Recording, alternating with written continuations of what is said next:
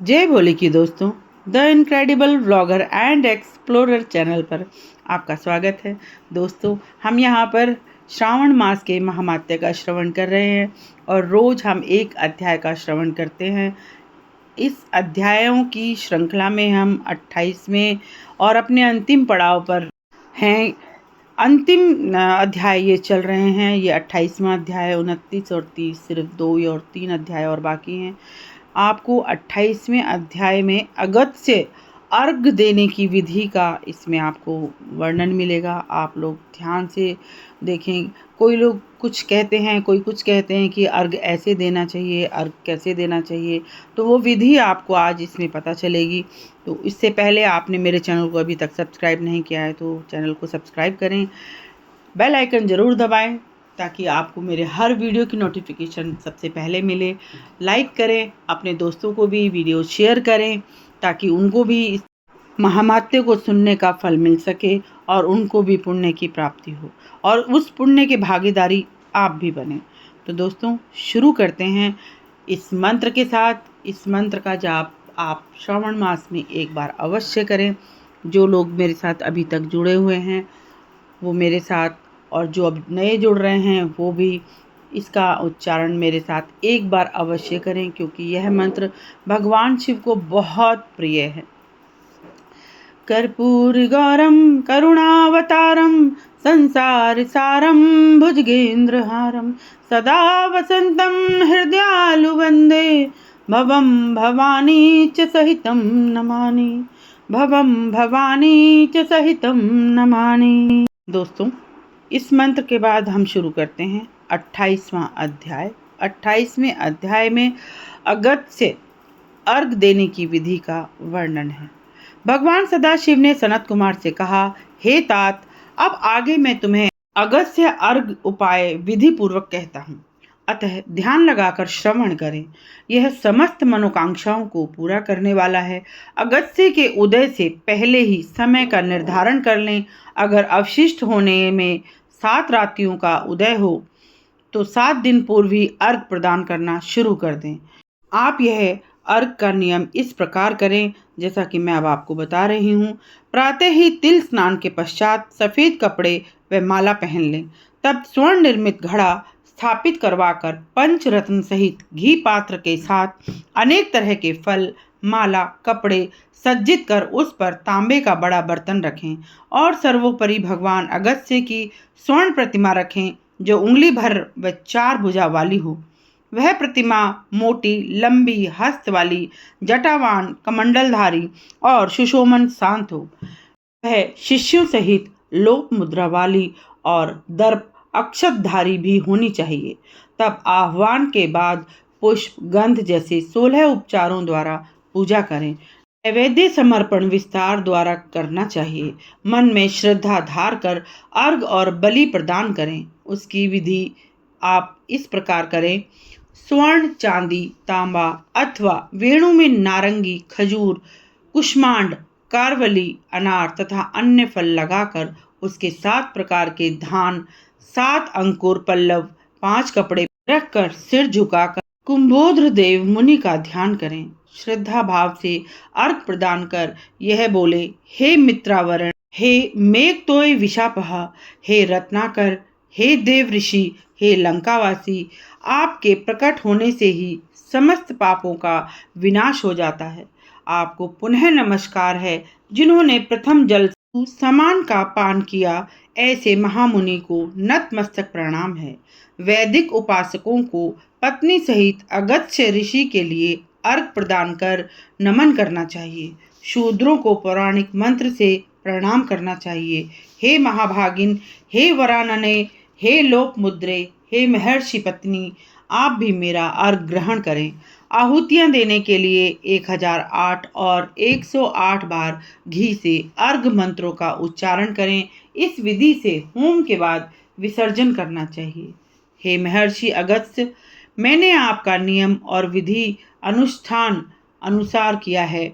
आप यहाँ आकर समस्त कार्य सिद्धियाँ करके ही जाएं। आप पूजनीय हैं, आप महान हैं। इस तरह प्रतिमा का विसर्जन करें अथवा ब्राह्मण को दान दें। वेद वेदांग के ज्ञाता दरिद्र तथा कुटुंबी ब्राह्मण का सच्चे हृदय से सम्मान करना चाहिए। मन में यह भी धारण करें कि भगवान अगस्त्य इस दान को ग्रहण करेंगे, अतः अगस्त्य को प्रणाम है। मंत्र द्वारा ब्राह्मण को दान करें। द्विज लोगों को वैदिक और शूद्रों को पौराणिक मंत्रों का उच्चारण करना चाहिए। दान में स्वर्ण गाय सींगों वाली, दुधारू वस्त्र युक्त चांदी के खुरों वाली, पीठ तांबे वाली, सफेद रंग की होनी चाहिए तथा दोहने के लिए कांसे का बर्तन दान में दें। प्रभु बोले, हे वत्स सनत कुमार, अगस्त्य नक्षत्र से पहले 7वें रोज ही दक्षिणा के साथ साथ धेनु का दान करना चाहिए। इस तरह मन से निष्काम भाव धारण कर 7 रात्रियों तक लगातार अर्घ दान देने से उसके जन्म जन्मांतर के दुख और भय नष्ट हो जाते हैं। वह साकाम रूप हो चक्रवर्ती सम्राट का पद पाता है। ब्राह्मण को 4 वेद और 6 शास्त्रों का अनायास ही संपूर्ण ज्ञान हो जाता है। क्षत्रिय अनंत और विशाल भूमंडल का स्वामी हो जाता है। वैश्य को विपुल धन संपदा मिल जाती है, उसे अतुल पशुधन भी प्राप्त होता है। शूद्र धन और आरोग्य को प्राप्त होता है। स्त्री को पुत्र प्राप्ति और समृद्ध गृह मिलता है। अतः हे वत्स, इस सत्कार्य से विधवा को अति पुण्य मिलता है। कुंवारी कन्या को सुंदर वर और समृद्ध गृह प्राप्त होता है। दुखित प्राणियों को सुख मिलता है। जहाँ पर अगस्त्याचरण होता है वह देश कामवर्षी बन जाता है। वहाँ टिड्डी दल समाप्त हो जाते हैं और देशवासी रोग मुक्त हो जाते हैं।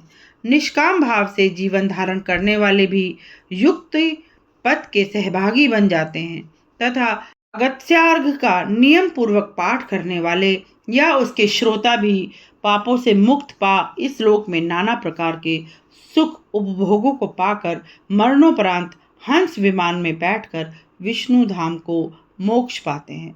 तो दोस्तों, यह हमारा 28वां अध्याय यहाँ समाप्त होता है। आप सभी पर भगवान शिव की कृपा इसी तरह बनी रहे, जिस तरह आप विधि विधान से इन चीज़ों को सुन रहे हैं और कोशिश कर रहे हैं कि इसी विधि विधान से हम पूजा करें।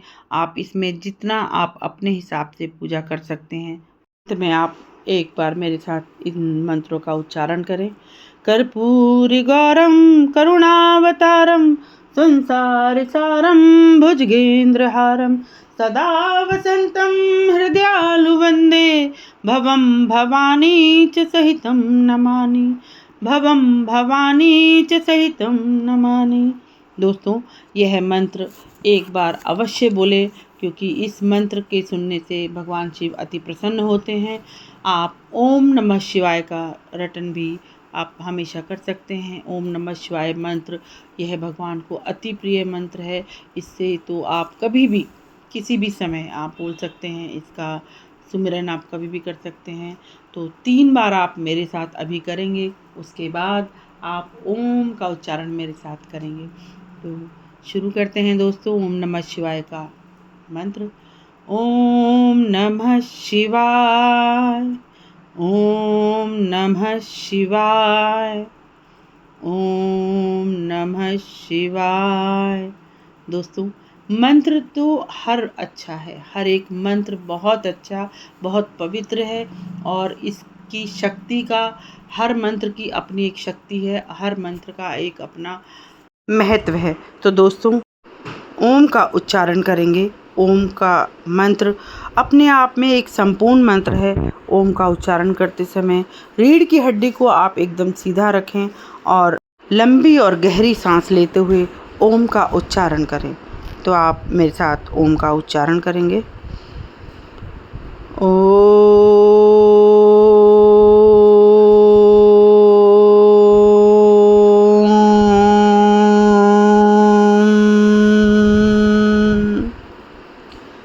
दोस्तों, भगवान भोलेनाथ आपकी सभी मनोकामनाओं को, सभी इच्छाओं को पूरी करें।